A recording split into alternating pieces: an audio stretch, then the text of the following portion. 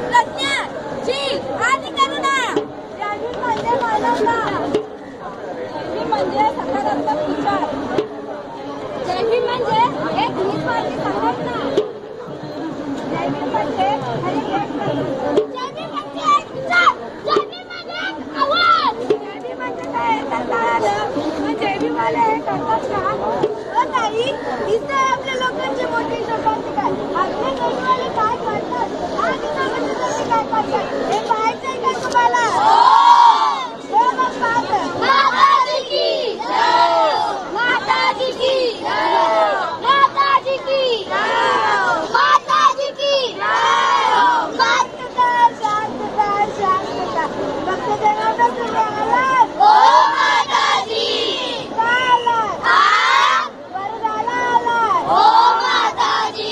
मी तुम्हाला पैसे दिले. हो माताजी. मी तुम्हाला बंगला दिला. हो माताजी. मी तुम्हाला गाडी दिली. हो माताजी. मी तुम्हाला नोकरी दिली. हो माताजी. रस्ता पॅकला सर्व काही दिलं. हो माताजी. बोला भक्तांनो काय तुमचं प्रॉब्लेम? माताजी शिकलेले दिसतात. माताजी गेल्या 3 वर्ष झाले 10वी नापास होत आले. काहीतरी उपाय सांगा. अभ्यास करते नाही. मग काय करते? मी तुमची भक्ती करते. मग कशी काय करणार? तुझ्याकडे पैसे आहे? खूप आहेत. पैसे पाहिजे? अजून पाहिजे? अजून पाहिजे? अजून घ्या.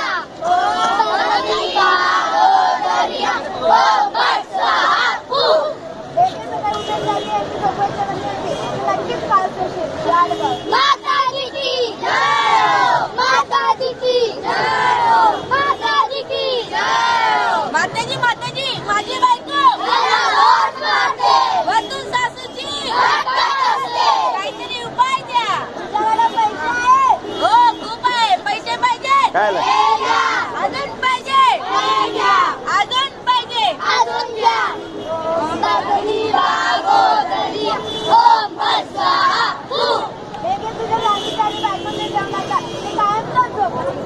माताजी की जय. माताजी की जय. माताजी की जय. माताजी माताजी माझं नाव खूप दारू पितो. काहीतरी उपाय द्या. कुठली ब्राईट पितो? संत्री पितो. माझं कोणतं आवडते? आपण दोघं सोबत बसू. तुमच्याकडे पैसे आहे? हा खूप आहेत. पैसे पाहिजे? अजून पाहिजे? अजून पाहिजे? अजून घ्या.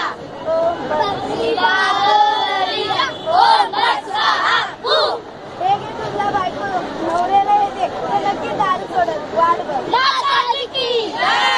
माताजी की जय. माताजी की जय. माताजी माताजी मला गळून आले. पैसे आहे? हो खूप आहे. पैसे पाहिजे? अजून पाहिजे? अजून पाहिजे? अजून घ्या.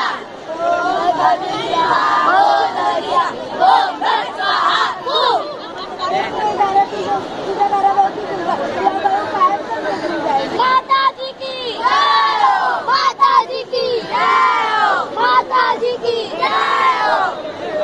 माताजी तुम्ही जे करू शकता ते मी करू शकतो. चायलेंज नाही. तुम्हाला एक चांगला माणूस बनण्यासाठी सांगतो. आधी तुम्ही शकता.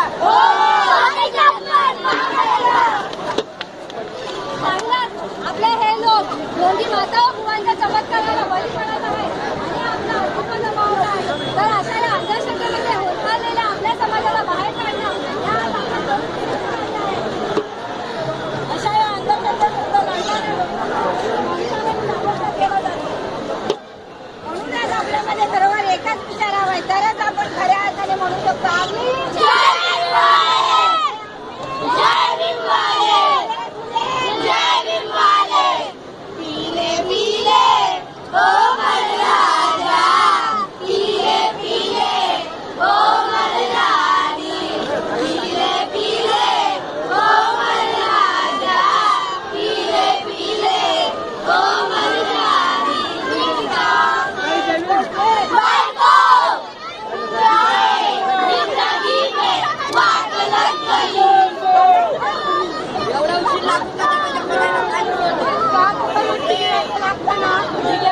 बनव लवकर. आज मंगळवार जय भीम वाले दारू नाही पीत. लवकर बनव. मी नाही बनवणार. मी नाही.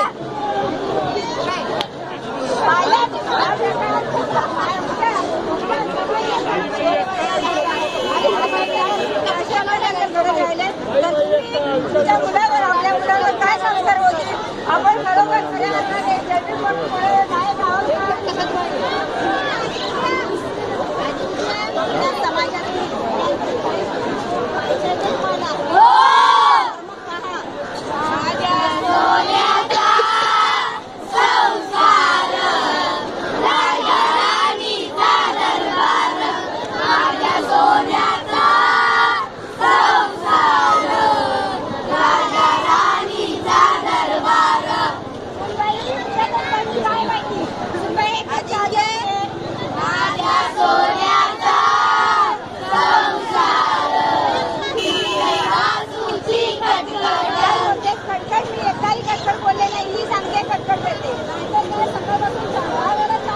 एकदाही चहा दिला नाही. आणि बघा तिथे छोटं बोलते ते 10 वेळा चहा दिला.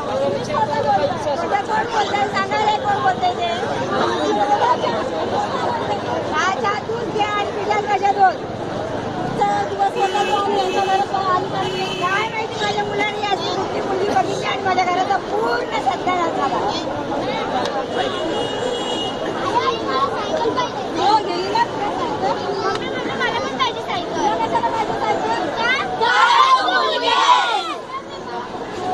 हो खूप शिकला ना तुला. काय शिकून मध्ये दिवे लावणार आहेत म्हणे. मला पण खूप शिकायचं. शिकून तर लग्न होऊन दुसऱ्याला तरी जाणार आहेत ना. हो पाठवणार. मला पण जायचं.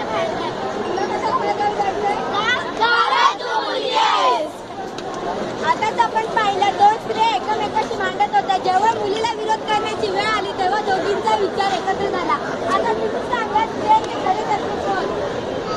पाहिलं हे सर्वांच्याच घरची परिस्थिती आहे. तुम्हाला आई पाहिजे, तुम्हाला बहीण पाहिजे, तुम्हाला पाहिजे तुम्हाला मुलगी पण नको. आपण मुलाची माणसं मुलीला नाकारतो. मुलाच्या हौसापोटी मुलीची हत्या करतो. मुली शिकून घराण्याचं नाव मोठं करतात. एक प्रकारे माणसं पुढे नेतात ना. एकाच घरात प्रकाश पाडते मुलगी दोन्ही घरात प्रकाश पाडते. म्हणून मुला मुलीमध्ये भेदभाव करू नका. म्हणूनच आपल्या सर्व महापुरुषांनी स्त्रियांना प्रथम प्राधान्य दिले आहे. मग ते छत्रपती शिवाजी महाराज असते, राजश्री शाहू महाराज असते किंवा आपल्या सर्वांचे डॉक्टर बाबासाहेब असते. म्हणूनच बाबासाहेब बोलून गेले होते की कोणत्याही समाजाची प्रगती या समाजाच्या स्त्रीच्या प्रगतीवर अवलंबून असते. फक्त आणि रिक्षा टॅक्सीवर लिहून मुलगी शिकली प्रगती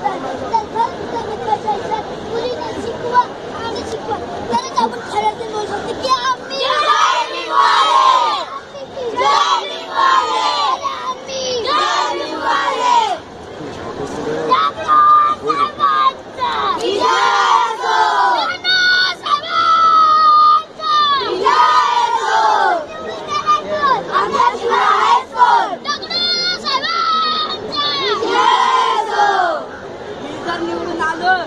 घराघरात पाईपलाईन वाढते.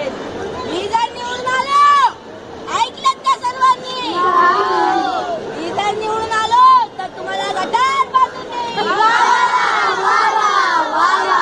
आणि मी जर निवडून आलो तर गाड्या जाण्यासाठी रस्ते बांधून देईन. अरे मी जर निवडून आलो तर तुम्हाला संडास देईन. आणि मी जर निवडून आलो तर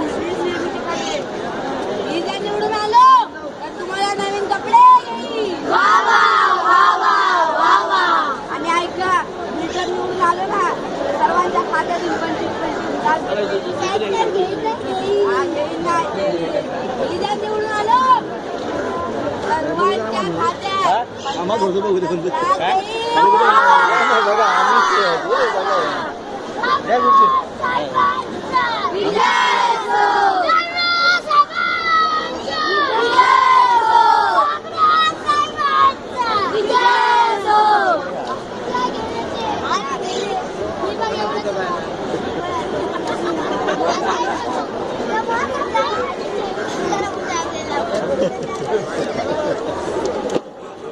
पाहिलात आपले हे नेते यांना स्वतःच्या प्रचारासाठी जनतेला नोटा द्याव्या लागतात. हे निवडून येण्यापूर्वी जनतेसमोर हात जोडतात आणि निवडून आल्यानंतर आपल्या सर्व जनतेला दुर्लक्ष करतात. बाबासाहेबांनी सांगितलं होतं की जेव्हा आपल्या मताची किंमत कळेल तेव्हा ते टीका केल्याही ठिकाणी कोणी असेल. जेव्हा आपल्याला मतदानाचा हक्क आहे पण तो मतदान आज आपले तरुण शिकलेले आहे पण नोकरीसाठी इकडे तिकडे फिरणार आहे. याचा जर आपण हा जर होणारा भ्रष्टाचार रोखला नाही तर आपण आपल्या खऱ्या अर्थाने जर मतदानाचा अधिकार बजावत असेल तरच आपण भारताचे नागरिक होऊ.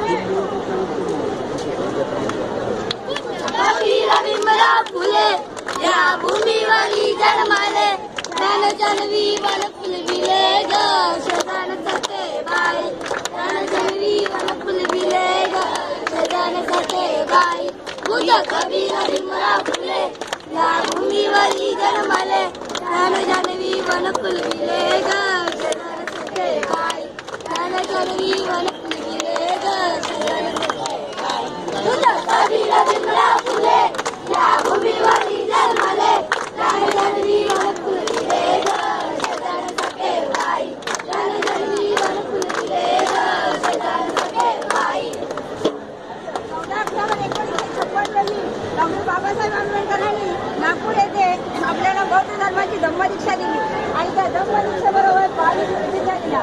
पण त्या 22 प्रतिज्ञांचं पालन आमच्या शहरात कशा प्रकारे करतं हे पाहिलंय का तुम्हाला? पाहत मी ब्रह्मा विष्णू नाही आम्ही मानतो आम्ही मानतो मी रामकृष्ण यांना देव मानणार नाही आम्ही मानतो किंवा त्यांची उपासना करणार नाही आम्ही करतो. मी गौरी गणपती इत्यादी कोणत्या हिंदू धर्मातील हिंदू धर्मातील देवदेवतेस मानणार नाही आम्ही मानतो किंवा त्यांची उपासना आम्ही करतो. देवाने अवतार घेतले यावर माझा विश्वास नाही. कुठे हा विष्णूचा अवतार होय हा खोटा आणि खोटा प्रचार होय असे मी मानतो. आम्ही नाही मानत. मी शांत पक्ष करणार नाही आम्ही करतो किंवा पिंडदान करणार नाही आम्ही करतो. मी बौद्ध धर्माच्या विरुद्ध निसंगात कोणतेही आचरण करणार नाही आम्ही करतो. मी कोणत्याही आम्ही करतो.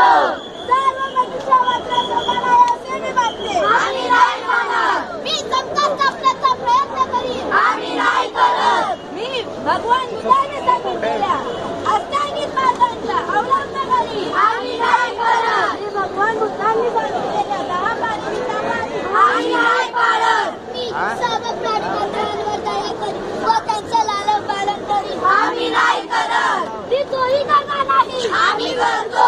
मी व्यभिचार करणार नाही आम्ही करतो. मी खोटे बोलणार नाही आम्ही बोलतो. मी दारू पिणार नाही आम्ही पितो.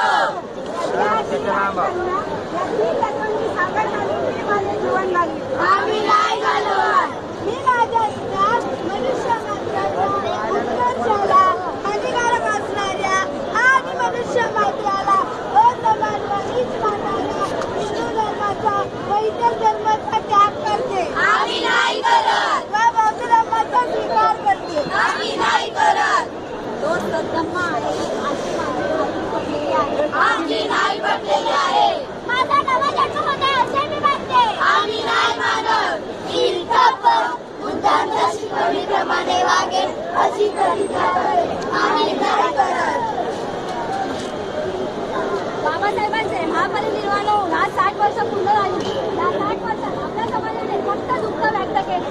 दुःख व्यक्त करायचे असेल तर बाबासाहेबांनी 1956 साली सोडले आहे ते पूर्ण झाले की नाही याचा विचार करा. दुःख व्यक्त करायचे असेल तर आपण लोक आपले दलित आणि हिंदू आहेत असे समजतात याचा विचार करा. दुःख व्यक्त करायचे असेल तर आपल्याला आपलं शत्रू कोण आहे हे अजून माहीत नाही याचा विचार करा. दुःख व्यक्त करायचे असेल तर संविधान लागू होऊन 67 वर्ष झाली. या 67 वर्षात संविधानाचा योग्य रीतीने वापर झाला नाही याचा विचार करा.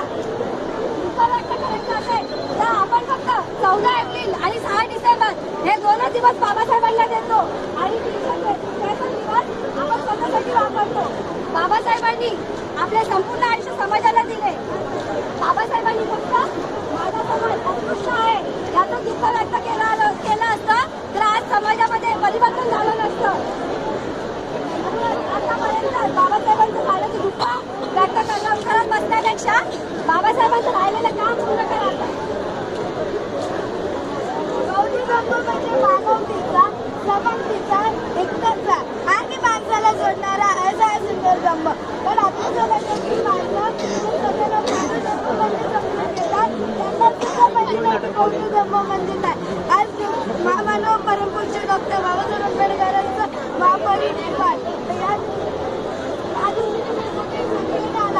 तुम्ही तुमच्या मनाशी अशी प्रतिज्ञा करा की आम्ही इथे कचरा करणार नाही, शांततेचं सहकार्य करू. डॉक्टर बाबासाहेब आंबेडकरांना आजच्या दिवशी श्रद्धांजली. धन्यवाद, आम्हाला वेळ दिला. धन्यवाद, आमचं ऐकलं, आम्हाला समजून घेतलं, आम्हाला उमजून घेतलं. धन्यवाद. ज्या कोणाला राग आला असेल, कुणाला वाईट वाटलं असेल